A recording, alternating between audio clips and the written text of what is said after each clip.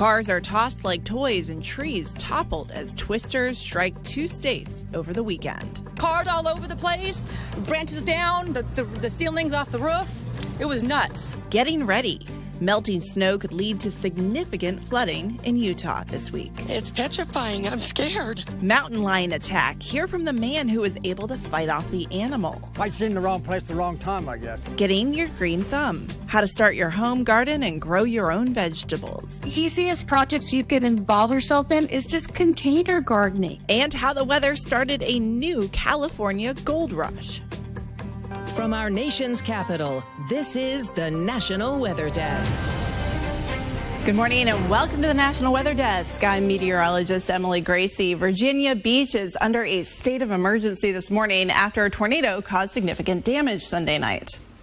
Tornado getting ready to hit Bay Island. I'm not even kidding. This is real. The twister damaged dozens of homes when it touched down around 6 last night. It also knocked down trees and power lines. Many boats also broke off their moorings. Some overturned, many are damaged. There are no reported injuries or deaths. Well, a tornado has also caused some significant damage in Florida on Saturday. Watch carefully. You can see the tornado literally flipping a car over on the highway. And it wasn't the only car damaged in Palm Beach Gardens. At least one resident calls the experience the scariest thing she's ever been through. Al Peffley has the story. This scene right behind me is eye-popping. You can see how the tornado picked up that car like it was a toy, threw it up into the air, and it landed nose down. This shows just how dangerous and how powerful the tornado was. Holy cow. As the tornado took aim at Palm Beach Gardens and North Palm Beach, people got video of it with their cell phones, watching in disbelief as the tornado plowed through the area, packing fierce winds and torrents of rain. It was probably the scariest thing I've ever been through. The tornado toppled huge trees in the Sandalwood Estates neighborhood, and crews with wood chippers wasted no time getting into the neighborhood to get rid of the tree limbs and branches. The tornado sent trees crashing down on top of cars. And I looked out the window, and I mean, it was just coming. I mean, it was just unbelievable. At the HMY Yacht Club in Palm Beach Gardens, the tornado swept through and damaged yachts, picking them up and tossing them in the air. The National Weather Service says the tornado packed 130-mile-per-hour winds, carved a path more than 2.5 miles long, and a path more than 3 football fields wide. It was on the ground for about 11 minutes. What we've seen has been destruction, but we've actually been very lucky that no lives were lost, and from all the reports I've heard, only one person was taken away by ambulance. A man and child were rescued from a swollen Central California river on Friday. The search continues for another man who fell into the Kauai River and is still missing. The two were rescued, were stuck on a rock in the middle of the river in the Tulare County. 3 people were hospitalized after running into trouble in rough surf in the Gulf of Mexico. Lifeguards rescued swimmers in Pensacola Beach. After the rescue, lifeguards changed advisory flags to red because of increasingly rough waters and the high risk of rip currents. People across Utah will be watching creeks and rivers very carefully over the next few days. Snow melt in the mountains could lead to significant flooding this week. Danielle Woodruff spoke with the people to see how they're preparing for the possibility of floods. The Weber River near Plain City is running high. Just downstream live Karen Ewell and her grandson Caden. It's petrifying. I'm scared. Their house in Warren is surrounded by sandbags. Me and my uncle were out here for about 7 hours. They hope it's enough if the Weber River spills over. Karen has seen floodwaters here before. So has her neighbor, Wayne Andriotti. This is my 3rd flood, so I'm not too worried about it. You've seen worse? Yeah. 83 was probably going to be worse. Creeks and streams across Utah are going to be running high. They're going to be running fast. They're going to be running cold. Monica Trapphagen is a senior meteorologist at the National Weather Service in Salt Lake City. She says the Lower Weber, Little Bear, and East Canyon Creek all could reach flood stage by Tuesday or Wednesday. Maybe earlier. Our spring runoff season it peaks in late May, and so we'll be continuing to talk about this throughout May and into June. Encouraging news from northern Iowa this morning. The Mississippi River levels are now cresting, most at the third highest level on record. These pictures are from Davenport, which is further downstream. As you can see, the water is covering many streets and is up to the front steps of buildings. And no doubt the flooding has caused flooding in many basements as well. Just 4 years ago, Davenport experienced major flooding after a flood wall broke. Yosemite National Park is reopening today. It closed on Friday over fears that rising water would flood roads and other services. Even though the rivers didn't rise as much as forecasted, they're still running pretty high and are extremely dangerous. A 70-year-old Utah man is talking about how he fought off a mountain lion. As Daniel Woodruff explains, heavy snow in the Utah mountains may be why those mountain lions are more visible this year.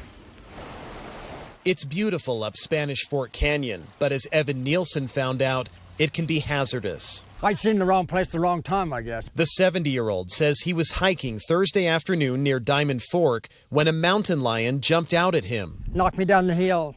I hit it with a rock. Just with my hand with the rock, and it took off. He escaped with just scratches and whiplash and went to the hospital. The Division of Wildlife Resources searched for the animal. We never did find the mountain lion in that area. Scott Root, Conservation Outreach Manager, says it was possibly a younger lion. We do have mountain lions that may be lower in elevation. With all this deep snow, we had all the big game down lower, and so that probably brought a few lions down lower too because of the deep snow. Wildlife officials say this is a good reminder to never hike alone, carry bear spray if you can, and always be extra alert about what's around you. And if you do see a mountain lion, they say you should make yourself look bigger than you are and make noise. Hopefully that'll scare it away. But if an animal does attack, Root says fight back, like Evan did. Anything to get it, to stun it, to get off of you, absolutely. I'm glad he was able to get a rock. Evan says he's already seen 6 mountain lions this year. He's glad he's still here to talk about it. I'm feeling okay. It's just a shock. Let me tell you, it was a shock and a half. California's back-to-back storms have had many impacts on the state, but one of the more interesting things to come from all those storms is a new gold rush. Steve Large has more from the Golden State. We do a lot of different gold supplies in here. Albert Fausel is a third-generation owner of the Placerville hardware store, opened 170 years ago. 1852, yep. Second continuous operating business in all of California. The store is in the heart of gold country. So now instead of selling dynamite, I'm selling metal detectors. So up high, we've got the sluice boxes. Now, Fausel is getting ready for a new gold rush. So it's one of those points, like I haven't seen this in my life. There's $750 worth of gold right here. Mark Dayton is a metal detector expert. Anybody could find this right now. He recently found this treasure in a few hours' time. It's going to get crazy, though. Dayton believes more gold will be more easily available this year in this historic gold country, where James Marshall's 1848 find changed California forever. And it's the biggest event of my life. The predicted gold rush follows this series of intense winter storms eroding rock from waterways. As the water comes down really quickly, especially in steep canyons, it hits the banks and washes fresh dirt right off the banks and liberates new, fresh deposits of gold right into the water. Probably most of these were in moving water at some time. A new golden opportunity in gold country. It's starting to feel like 49er fever. This year is going to be unprecedented. Time to go get some gold. And take a look at this glass vial of gold nuggets. This is half an ounce of gold. Right now, its value, $1,000. And in Colombia, communities are being recommended to evacuate due to the risk of an eruption from the Nevado del Ruiz volcano. The evacuations are recommended within a 0 to 10 miles of the arena's crater, the statement said. Nevado del Ruiz became infamous after it erupted in 1985, affecting the town of Armero and releasing rivers of volcanic material and mud that devastated everything in its path. According to the government of Colombia, that tragedy left nearly 25,000 people dead. All right, we'd love to connect with you. You can find us on social media. Just go to any social media platform and search for the National Weather Desk. That includes Facebook, Twitter, Instagram, TikTok, and YouTube. You can also scan the QR code at the bottom left corner of your screen. Coming up on the National Weather Desk, we'll talk to an expert about planting the perfect vegetable garden at home and tips on how you can avoid seasonal allergies. Stay with us.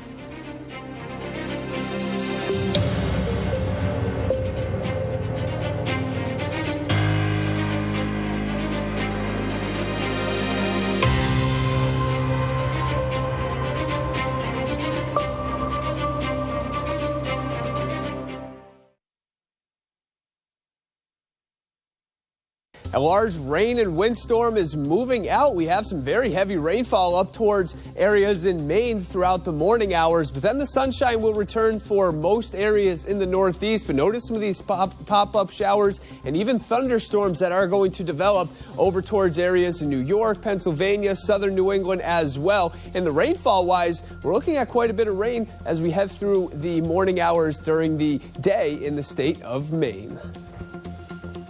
I'm meteorologist Jonathan Myers, and here's a look at the mid-Atlantic region. Going to start off with some sunshine, except way up in the mountains we could have a couple of spot showers, but a disturbance rolling in. Take a look at this as we head into the afternoon. Could provide some popcorn showers, and especially as you get farther north and west, there could even be a rumble of thunder, especially as you head up into the mountains. So keep that in mind. Maybe some heavier rain in there as well. High temperatures cool for this time of year. Low to mid-60s up and down the quarter, 50s higher elevations. That's the scene here.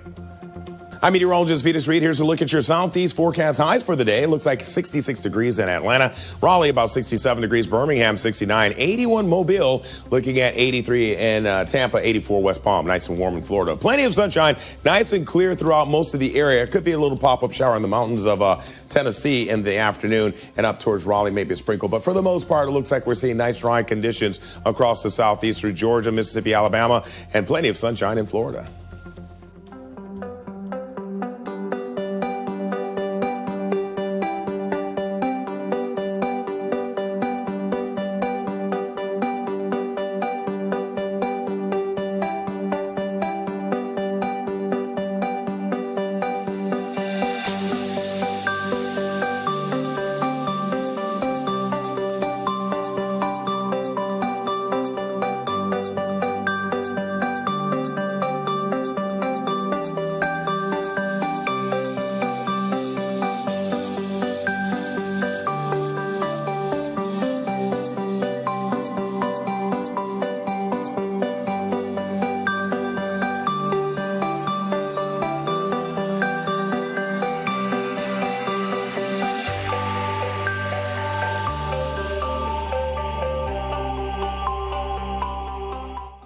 You are watching the National Weather Desk. As temperatures continue to warm, you may be thinking about creating your own garden. Now, if you don't have much space or you don't have a green thumb, like me, never fear. Earlier, I spoke to a gardening expert about how to get started with growing your own vegetables. If you're new to gardening, one of the easiest projects you can involve yourself in is just container gardening. And one of the reasons for that is that you've got a smaller project to handle. Okay, any specifics? Are we talking herbs or vegetables or fruits? For some of the easiest beginner type of veggies to grow, there's all kinds of lettuces. I'd love to make a mesclun bowl, because especially as summer comes, you want to have some of those salads. Carrots. You can actually grow carrots in the container too. Just make sure that it's a taller container, at least like 8 inches tall. Okay, so tell me about different regions and what grows best in different places. If you're in a cold climate area and you're a new gardener, be aware that you have a window of time that you will be able to grow your plants from start to harvest. So if you only have say 5 frost-free months, then when you go, if you're going to start growing from seed, or even if you buy the plants already started, look for varieties that are short harvest windows. Do a little investigating. It's pretty simple, and you'll become an expert in no time. Okay, so let's say you put your stuff in the ground, and then, surprise, there's another frost coming. Is there anything you can do to save the plants that you've already transferred outside if there is going to be that sudden extreme change in weather? Right. Those unexpected frosts, we all have to be ready for them, even though we don't want them to come. So one of the things that I always have on hand are what they call these frost blankets. And when it's expected to be frost, you take them outside, you cover the plant with it, you put that on in the evening or around 5 or 6 o'clock so that it could just keep in some of the warmth for the rest of the day. And then in the morning, you want to open it up so that it gets sunshine again. Shirley also has some great tips about how to tell if your plants are getting enough water. Head over to YouTube to see the longer version of this. Just search the National Weather Desk. You'll also find the link to Shirley's YouTube channel, which has a lot of great gardening content. Large portions of the country have seen a heavy mix this spring of both wet weather and warm, dry days. Great recipe for beautiful spring blooms. It's also the perfect mix for severe allergy symptoms. Reporter Preston Donyan spoke with 2 ENT doctors for some tips on how you can protect yourself from severe allergy symptoms. The wet winter and ensuing dry, warm days have been a recipe for beautiful blooms and potent pollen, triggering seasonal allergy symptoms for many. For information on how to protect yourself from allergy symptoms, I spoke with Doctors Gary Buxa and Richard Bergstrom of the ENT Center of Excellence. The worst of the symptoms, you really want to avoid peak allergy times. So usually pollen goes up in the morning, peaks midday, and then goes down. So early morning, late at night are always better for lower pollen counts. Depends on your allergy though, because some people have trees in the spring, some people grasses in the summer, and some people weeds in the fall. So depends on your allergies and depends on your exposure. Closing windows, changing clothes, and taking a shower can all help keep that pollen out of your home. As for dealing with severe symptoms, there are several options. We like saline irrigation in the nose to wash away antigen, nasal steroid spray, oral antihistamine, eye drops, these all can be effective. If it's not cutting it, then that's when we go to allergy testing, see specifically what we're allergic to, how allergic, and some of those patients end up becoming candidates for desensitization allergy shots, which makes a big difference. The warmer weather isn't just a sign of allergy season, it's also wildfire season. But in Nevada, they are using a unique tool to help stay prepared. Sheep. The city started this project in 2004 by bringing animals to act in as living lawnmowers. They graze on dry grass and shrubs to reduce wildfire risk. It's estimated one sheep eats about 5 pounds of dry vegetation per day. Since Carson City has started the program, it's seen less intense fires. Well, meteorologists use a variety of tools to put together a forecast, from satellite data to computer models, but one of the most useful is also one of the oldest, weather balloons. Meteorologist Ed Russo has an in-depth look at how they work and how they are still a key component of keeping you safe during severe weather. We've come a long way in the science of meteorological prediction, especially since the 1970s with the deployment of many weather satellites into space. Computer models have become more advanced and able to process larger amounts of data. One of the oldest methods, and still one of the most critical in gathering atmospheric data, is the weather balloon. So we will flip this all the way over and hook it to one of the hooks. Elisa Fries is a student meteorologist at Millersville University and is one of the leads behind the school's weather balloon team. We will fill it up till it looks the right size. When we go to launch it, we're going to have a radiosonde, which is an instrument that collects all of this data. Weather balloons are one of the best ways to measure the current state of the atmosphere from the surface of the Earth all the way up to 100,000 feet. That's 125 miles above the ground. Over 90 are launched across the U.S. each day. As it's going up, we're getting live data, and so what is going on with the temperature, pressure, dew point, humidity, like everything going from the ground to all the way up before it pops. The results are then streamed live on the computer, so atmospheric scientists can instantly start analyzing the data. Setting up is often organized and quick, 30 to 45 minutes. On days when the weather is going to be particularly active, for example when severe weather is expected, balloon launches are incredibly valuable, and sometimes multiple balloons are launched. We'll have launches every 15 minutes sometimes for certain projects, and so once we put it up, we start filling up the next one. The data from these balloons, aside from getting streamed live, also gets ingested into the very computer models that meteorologists use to discern how a particular weather event is going to play out. And the answer to that question can tell us how volatile that event may become. So at the end of the day, we can prepare people for what's to come. One thing weather balloons can't see, sun halos. You may not know what they are by name, but it's likely you have seen one. So what are they? Here's meteorologist Dante Ritchie in Charleston, West Virginia with the answer. This picture sent to us from Mike Fields here in West Virginia. Now, sun halos form because of cirrus clouds. You have to have cirrus clouds within the sky on a fair weather day. They are 20,000 feet and higher up in the atmosphere. They contain ice crystals. It's always below freezing at that particular altitude, and as sunlight travels through these ice crystals, it changes direction at an angle. We call this refraction. The light continues to pass through that cloud, and as a result, it spreads out the ultraviolet radiation. You can get a rainbow-colored circle around the sun. We call that a sun halo, a very spectacular sight to see at pretty much any time of the year as well. And that particular angle, after it travels through the six-sided ice crystal, is about 22 degrees of radius. Very spectacular sight, and as always, a good idea to avoid direct eye contact with the sun when you get this spectacular picture moving forward in the future. We talked a bit about sheep earlier in the show, so as we head to break, we leave you with a view of sheep and their dog companions.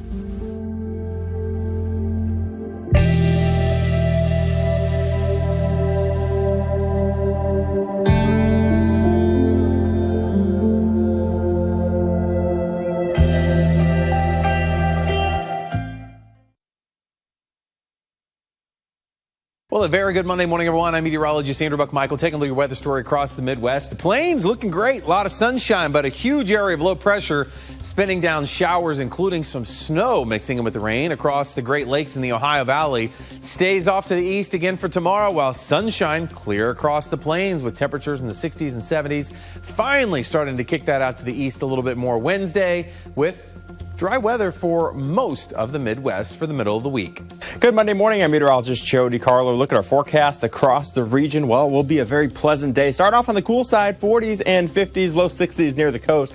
We'll have mostly sunny skies across a good portion of the region. Upper 60s from Oklahoma City to Amarillo, mid 70s, 70s and 80s across Texas and Louisiana. We are dry as heading to your Tuesday. A little bit more humidity, more cloud cover. Starting off a little bit milder and warmer for your Tuesday afternoon. A few showers out across West Texas.